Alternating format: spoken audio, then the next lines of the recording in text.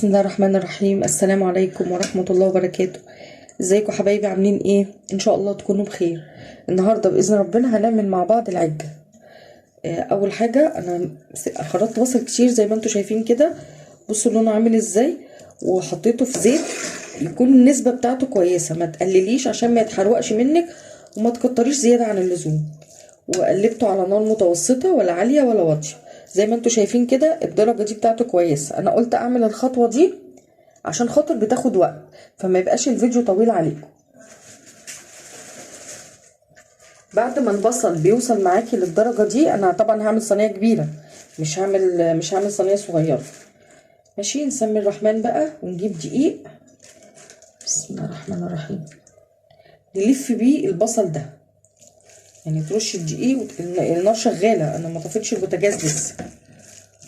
ماشي، النسبة يعني على قد البصل حطي الدقيق. الاكل نسبة وتناسب زي ما احنا متفقين كده. لسه شوية، في حبة فيهم وحبة لا، تحطي لحد ما تحسي ان البصل كله لف بالدقيق. مفيش بصلاية ما فيهاش دقيق زي ما انتوا شايفين كده. كمان النار شغالة عشان الدقيق يعني ياخد درجة حرارة فيستوي، مش بعد العجة ما تستوي تحسي ان الدقيق انت كأنك بتاكلي دقيق ني. لا، برضو يفضل البوتاجاز شغال. الخطوة اللي زي بتاعة البشاميل كده بالظبط، يعني انا بحمر الدقيق في معلقة الزيت او في نسبة الزيت اللي مع البصل. تمام، حط شوية كمان.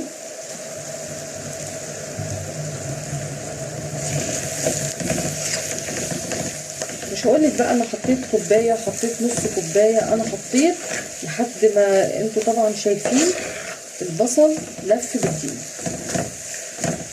ما بقاش منفصل زي الاول، لا تحسي ان هو متماسك.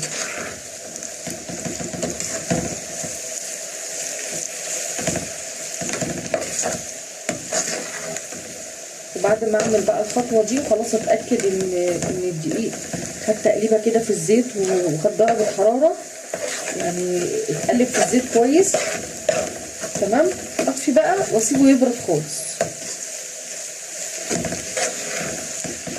لما يبرد خالص نشوف بقى بعد كده احنا ان شاء الله هنعمل ايه.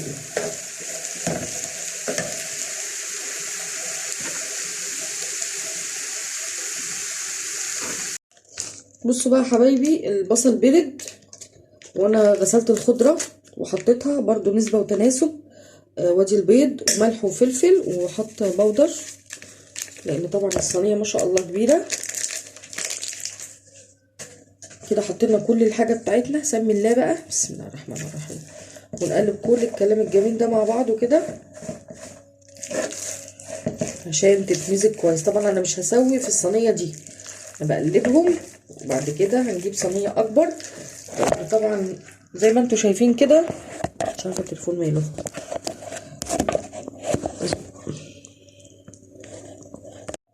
بصوا حبايبي، هنقلب بقى كل الكلام ده مع بعض، البيض والملح والفلفل والبصل والدقيق والخضره وبودر.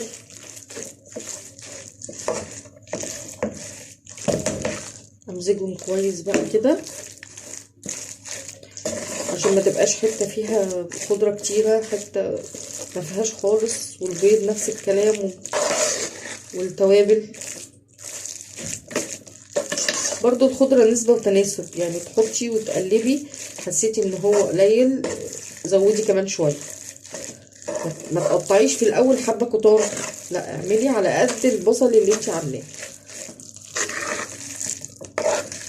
كده. تمام، قلبنا كده كله كويس. نجيب بقى الصينيه بتاعتنا.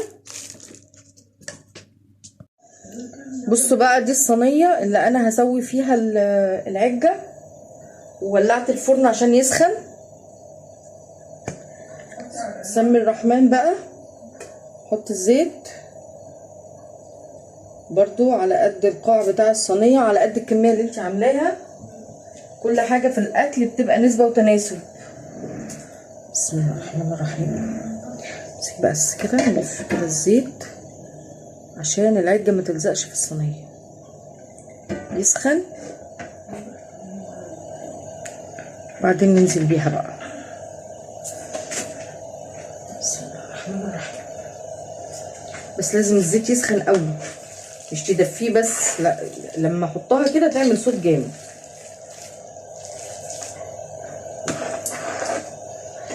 اول بقى لمها كده من الصينيه.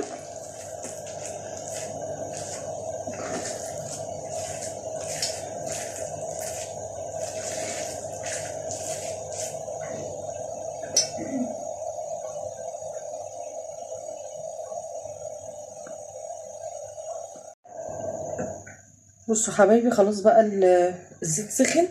بسم الله الرحمن الرحيم.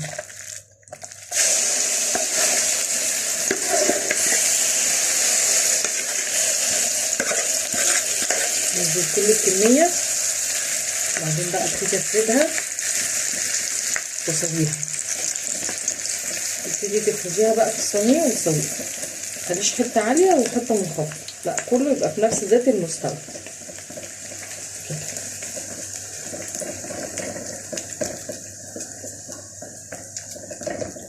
ومعليه الفرن عشان يسخن على طول، الفرن مش الشوايه، انا مش هحتاج الشوايه اصلا. ماشي، وندخلها الفرن بعد كده اوريها لكم ان شاء الله لما تطلع.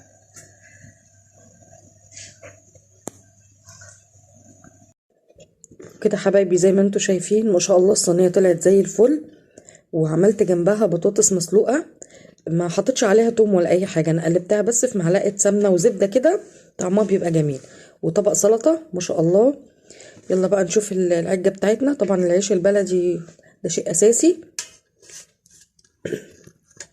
بسم الله الرحمن الرحيم. بصوا زي ما انتوا شايفين كده ما شاء الله عليها، ما شاء الله، اللهم صل على النبي. بصوا شكلها جميل ازاي. اقطعي حته كده، اقطعي حته. بصوا ما شاء الله مستويه ازاي. بصوا تحسي ان هي يعني قبه كده وشكلها جميل، وان شاء الله طعمها يبقى جميل. اتمنى تكونوا حطيتوا اللايك، ويا رب تستفادوا، ويا ريت تدعموا القناه. واي حد اول مره يشوف فيديو ليا اتمنى يكون الفيديو مفيد ليكم. ما تنسوش تحطوا لايك وتشتركوا في القناه وتفعلوا زر الجرس عشان اي فيديو جديد ينزل تشوفوه. والسلام عليكم ورحمه الله وبركاته.